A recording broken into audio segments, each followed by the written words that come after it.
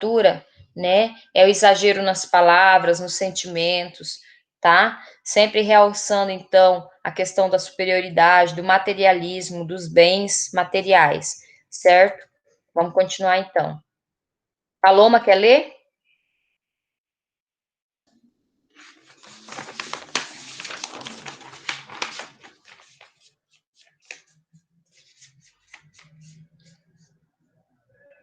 Paloma e a Sanã, quem quer ler? Eu leio, prof. Pode ler, então. O texto ou a parte de cima do texto também? Não, só o texto marronzinho aí. Tá. Suponho, finalmente, que os ladrões de que fala não são aqueles miseráveis, a quem a pobreza e vileza de sua fortuna condenaram a este gênero de vida. Porque a mesma sua miséria ou escusa ou alivia ou seu pecado, como dizia Salomão. Meu Deus. Non grandes estil culpa, cum quis meu Deus, furatus furete, furature iniminho, enim tu esturiente impleate animan. Entendi tudo. O ladrão que furta para comer não vai nem leva ao inferno. Os que não só. Meu Deus, os que não só vão, mas levam, de que eu trato são os ladrões de maior calibre e de mais alta esfera, os quais, debaixo do mesmo nome e dos mesmos predicamentos, distingue muito bem. Senhor S. Basílio Magno. Não neste. Não são só os ladrões, dizem o santo, que os cortam bolsas ou espreitam os que vão se banhar para lhes colher a roupa. Os ladrões que mais própria e dignamente merecem este título são aqueles a quem os reis encomendam os exércitos e legiões, ou o governo das províncias ou administrações da cidade, os quais já com manha, já com força, roubam e despojam os povos.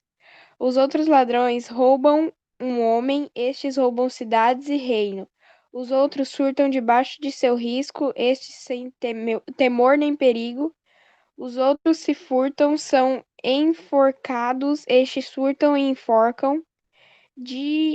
Diógenes, que tudo via com mais aguda vista que os outros homens, viu uma grande tropa de varas e ministros de justiça, levavam a enforcar uns ladrões e começou a brandar. Lá vão os ladrões grandes a enforcar os pequenos.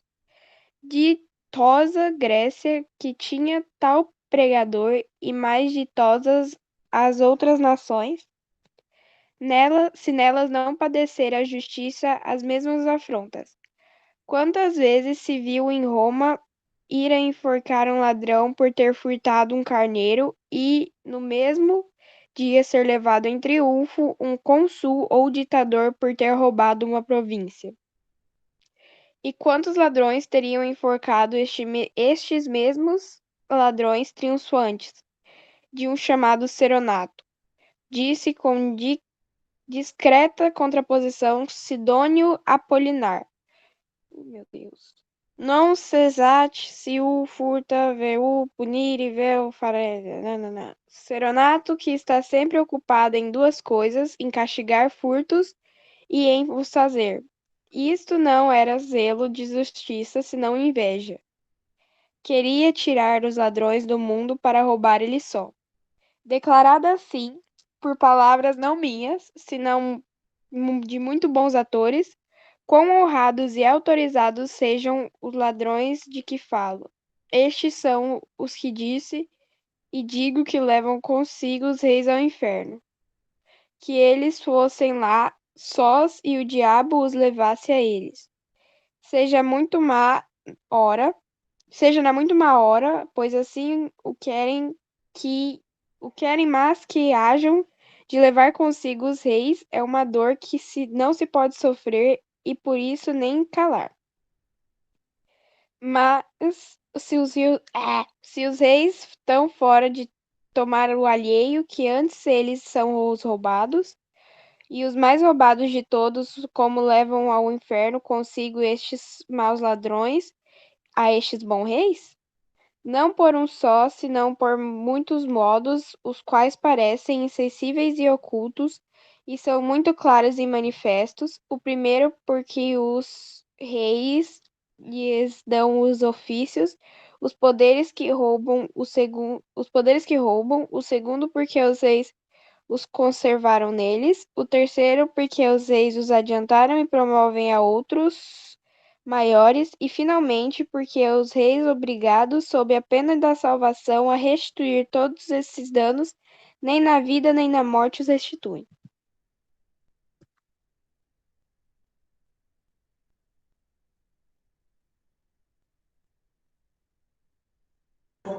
Eu esqueço que eu cortei o microfone. Então, olha só, o que esse texto vem falar nessas palavras tão confusas, né? Que eles, então, eles impunham o quê? A lei sobre aquelas pessoas que roubavam pequenas coisas para se alimentar, certo? Mas que, na verdade, o escritor quer dizer o quê? Que os grandes ladrões eram quem? Eram os grandes reis, né? As pessoas lá do império, né? Aquelas pessoas que comandavam, que roubavam e ainda eram aclamados por isso, tá? Pronto. Pode falar. Fala, Rebeca. A Rebeca falou que tem a página 12 e 17 para corrigir. 12 e 17 de literatura do outro? Da outra ainda? Acho que é. Não, mas nós corrigimos tudo. Até escrevi em cima da apostila. Apostila finalizada. Não, eu lembro que a gente corrigiu a 27. Mas aí 12, a ficou página aquela 12 outra ainda. lá, que foi daquela aula que você não conseguiu dar.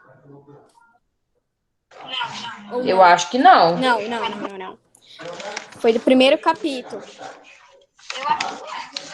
Eu acho que na minha não tá corrigida. Tá, então vamos finalizar aqui e a gente volta lá, tá? Porque senão vai misturar os conteúdos agora. Tá? Vamos finalizar, daí a gente volta lá para corrigir. Então, o texto diz, então, o quê? Que aquelas pessoas que roubavam para comer, então, não deveriam ser culpadas, né? Por conta disso, porque elas estavam roubando para matar a sua fome, né? A sua necessidade.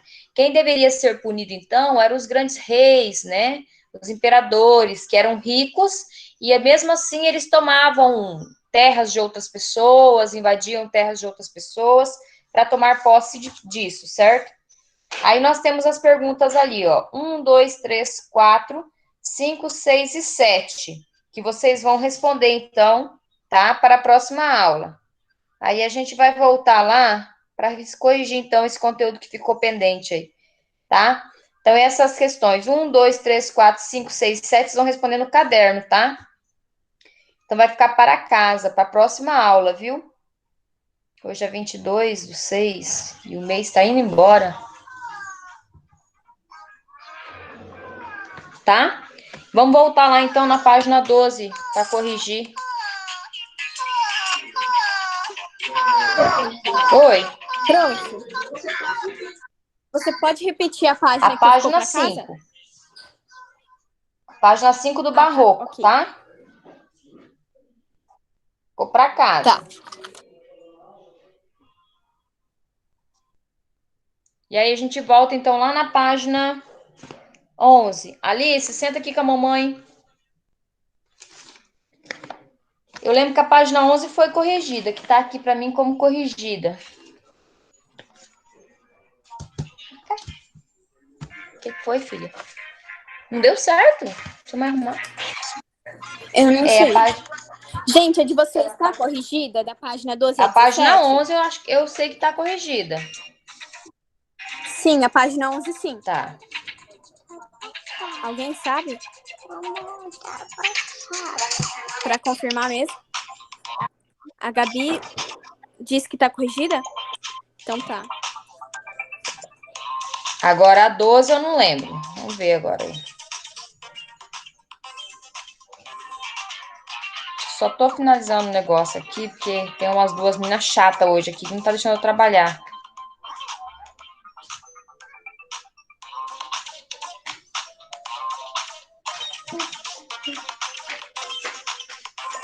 A minha tá corrigida.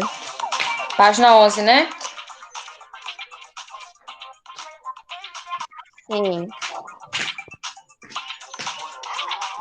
Cecília, vai lá com a Raíssa, que ela arruma pra você, filha. Eu não consegui. Vai lá, que a Raíssa arruma.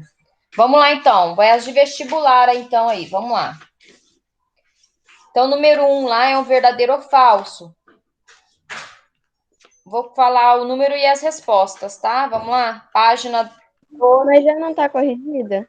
Página 12, você corrigiu. A tua tá corrigida aí, Raíssa? Qual Página página? 12. Tá, a minha tá. O que você colocou na 1? Só pra mim ter certeza aqui. Que página? 12. Do outro capítulo. É. 12. Na 1 eu coloquei VFVF. Isso. E a A 2? gente já corrigiu tudo. 2. VVFF. A 3? E 4? 13221. A 4? É, isso mesmo. A 5 é C. A C. 6 é E. Isso. A 7 é E. Sim. E a 8 foi pra casa. Tá escrito pra Aí, casa no meu. aí foi a partir daí que nós não corrigimos, eu acho. É, não tá corrigido. A A partir da 5 também 8. foi. É isso mesmo. Então, eu vou colocar novamente aí, da 1 até 8.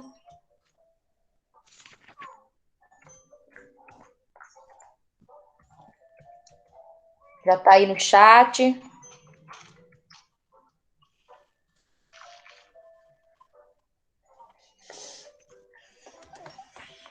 Meu amorzinho.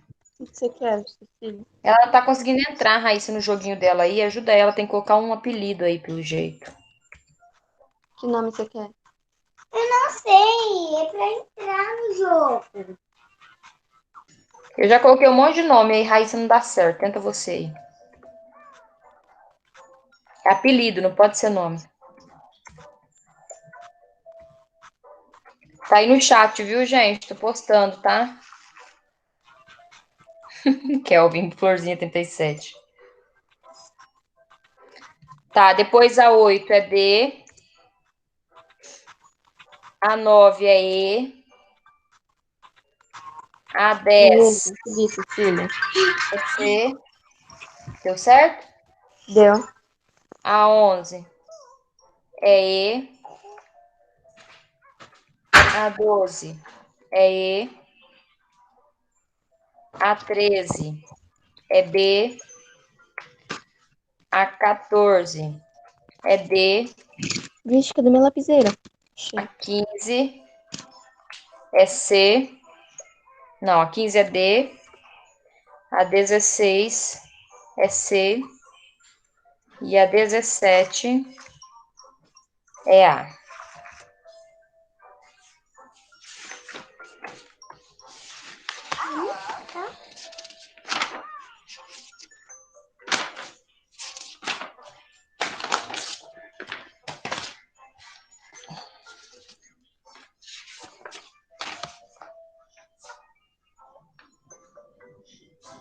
Vou dar um tempinho aí, tá?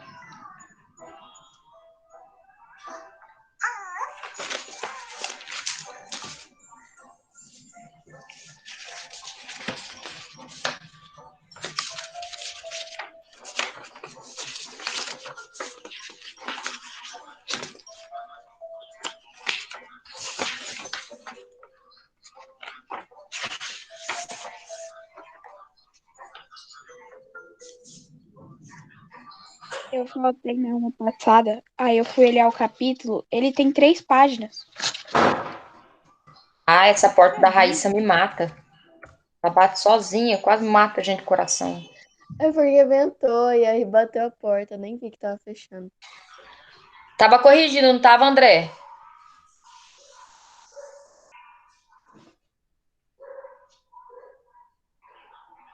Eu tinha certeza que eu tinha corrigido isso aí. Prof, eu acho que tava só até 8, porque eu errei umas. Na minha também tava só até 8. Foi só até 8 que a gente corrigiu.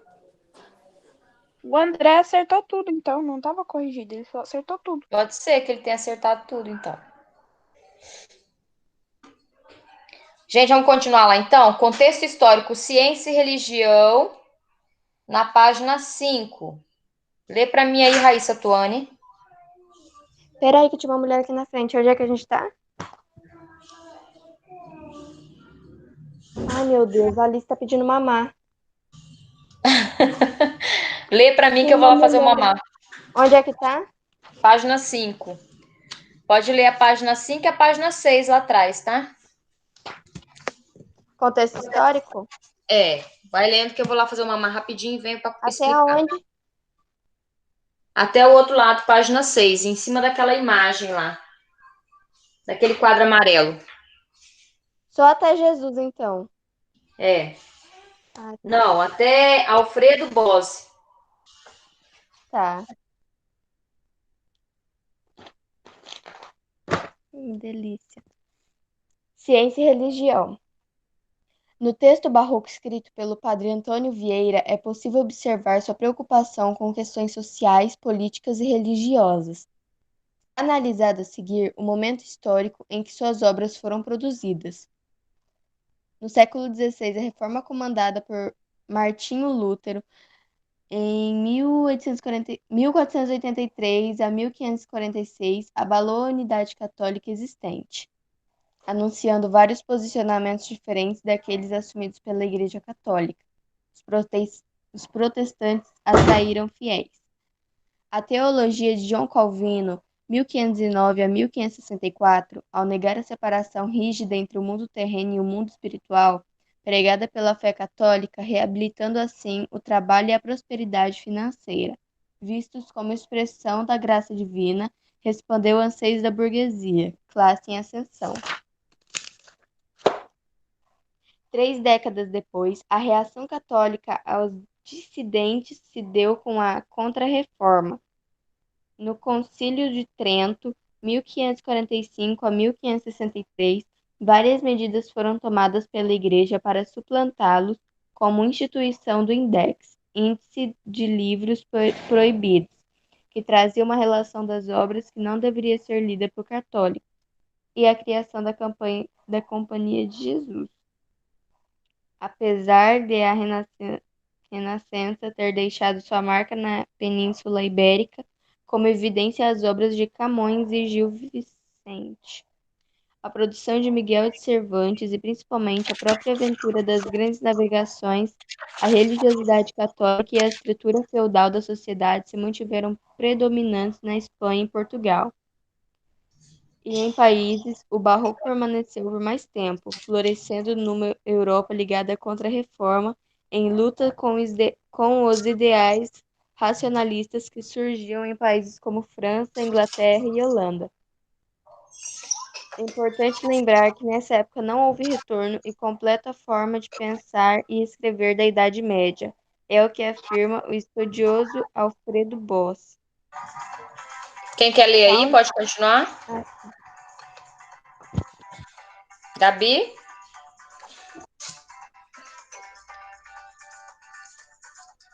Quem quer ler, continua, gente.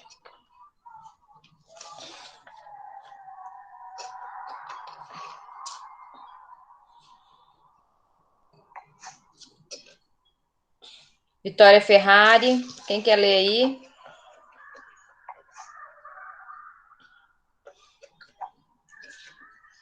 Vocês ficam brincando no chat e não leem o conteúdo, né? Eu vou começar a dar falta, ou vou tirar esse chat daí.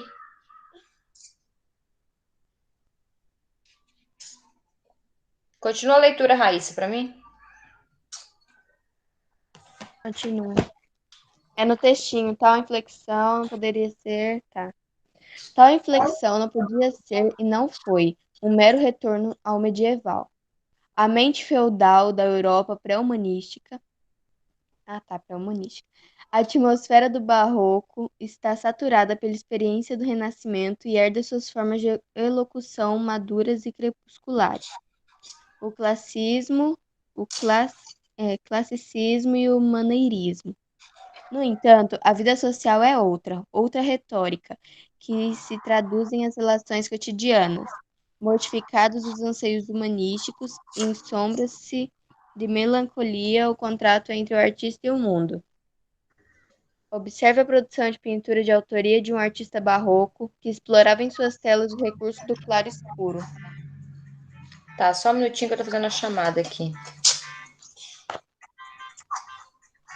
Victor Bueno. Gente, é o seguinte, a aula aqui é igual a aula na sala de aula. Se vocês não leem, se vocês não participam, se vocês só entram aí, às vezes vão tomar água, vão comer e não estão participando da aula, vai dar falta, tá? É a mesma coisa que vocês não tivessem.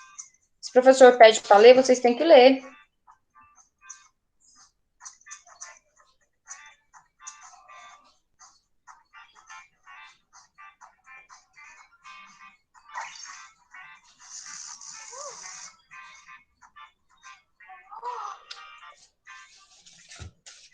Bora lá, então. Então, como eu falei para vocês, o barroco, então, ele era voltado à religiosidade, era o comando da Igreja Católica, certo? Só que não era a espiritualidade, sim a materialidade, tá? Então, ele era voltado muito para bens materiais, né? E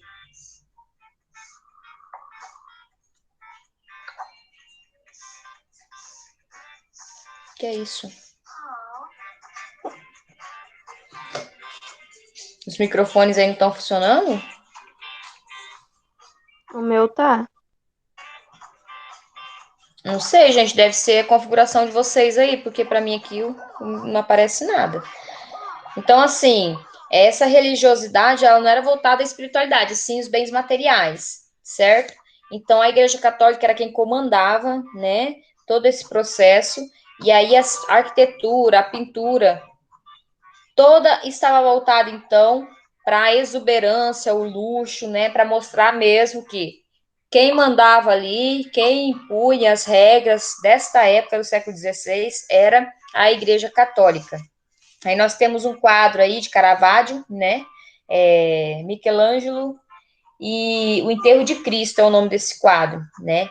Foram as exposições desse período aí, tanto da arte quanto da literatura, tá? Ele está exposto no Vaticano, esse quadro. E é interessante dizer que nessa época os destaques eram para isso mesmo, né? Para a religião, certo? Não como bem espiritual. Pode continuar a leitura aí para mim, Assanã, já que seu microfone está funcionando. Não tem mais nome Nada. difícil, te prometo. Como na arquitetura barroca, cujas formas romperam com a geometria e entregaram-se a curvas, dobras e saliências, criando imagens contorcidas e arqueadas, que se arremessavam para o alto como se pretendessem alcançar o céu. Na literatura barroca, as figuras de linguagem tentaram dar conta dessa visão tortuosa. Por essa razão, algumas figuras de linguagem são utilizadas intensamente em obras literárias desse período, auxiliando a expressar o pensamento da época. Dessas partezinhas também?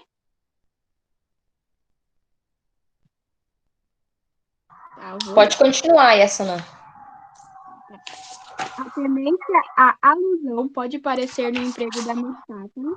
A antítese e o paradoxo podem ajudar a relevar a coexistência difícil de valores contraditórios.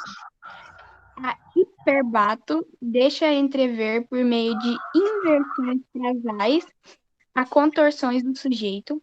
A hipérbole, o exagero intencional da expressão, pode revelar a intensidade emocional do sujeito e a perplexidade do ser humano diante do contexto em que está inserido. Além dessas, há o uso de aliteração, assonância, elipse, etc. Ok, essas são as características, então, dos textos aí barrocos. Pode continuar do outro lado lá para a gente terminar esse pedaço. Como no Barroco, os indivíduos afastam-se do saber puramente racional e da objetividade. Sua imaginação os leva a entender o mundo de maneira mais instável, desenhando com contornos não definidos, diferentes daqueles usados no Renascimento. Lê o texto? Pode terminar. O primeiro passo para o deslinde da morfologia barroca foi dado pelo historiador de arte Heinrich Wolffling, que definiria a passagem do clássico ao barroco em termos de uma passagem do linear ao pictório, da visão da superfície à visão da profundidade, da forma fechada à forma aberta, de clareza absoluta dos objetos à clareza relativa. Pictórico inclui pitoresco e colorido. Profundo implica desdobramento de panos e de massas. Aberto denota perspectivas múltiplas do observador à unidade. Por sua vez, liga vários aspectos a um sentido. Clareza relativa sugere a possibilidade de formas de expressão esfumadas, ambíguas, não finitas. Então tá, então a estrutura, nem precisa essa na finalização. A estrutura, então, das obras barrocas e também da escrita barroca, da literatura, elas eram profundas, né, para tocar as pessoas, mas elas não eram totalmente esclarecidas, o significado dos textos. Então, as pessoas tinham que ler e aí procurar entender o que o texto estava falando. Ele não era claro, ele não tinha o objetivo de deixar a pessoa sabedora de tudo a primeiro momento. A pessoa teria que pensar, analisar, interpretar para poder, então, discutir e dialogar sobre aquele contexto que o conteúdo do tema estava dizendo, certo? Então, assim, não era uma leitura fácil, era uma leitura cheia, então, de símbolos, de simbologias, de palavras difíceis, de paradoxos, né? Então, de ressonâncias, para que as pessoas tivessem essa tendência mesmo de analisar a leitura, né, da estrutura barroca, então, aí, tanto nos livros, como textos, como poesias, tá? Quando a gente fala de barroco da arte, a gente fala, então, de profundidade nas suas obras, né? Então, se a gente for ver a igreja barroca, por exemplo, normalmente o barroco é demonstrado dentro das igrejas. A gente vai perceber que o tipo da pintura, da estrutura que eles faziam, tanto da escultura quanto da forma de pintar, trazia uma certa profundidade. Naquela época não existia 3D, né? O 3D existe hoje, né? Então, naquela época, eles era a profundidade que eles chamavam, então, o que a gente chama hoje, né, de ilusão, né, nos nossos olhos aí, né, nas pinturas, tá? Então, isso era muito utilizado no barroco, talvez foi a essência do que a gente tem hoje nas pinturas e esculturas aí. Beleza, então, já é 8h57, nós vamos finalizando por aqui. Eu peço desculpa pelo meu atraso hoje, porque eu tive que sair 7 horas na rua resolver umas coisas e me perdi um pouco, me atrasei, tá? Mas aí a gente recupera aí na próxima aula aí essa semana, certo? Vamos finalizando por aqui, que já já o professor da próxima aula já quer entrar. Beijo, fiquem com Deus, viu? Tchau. Tchau.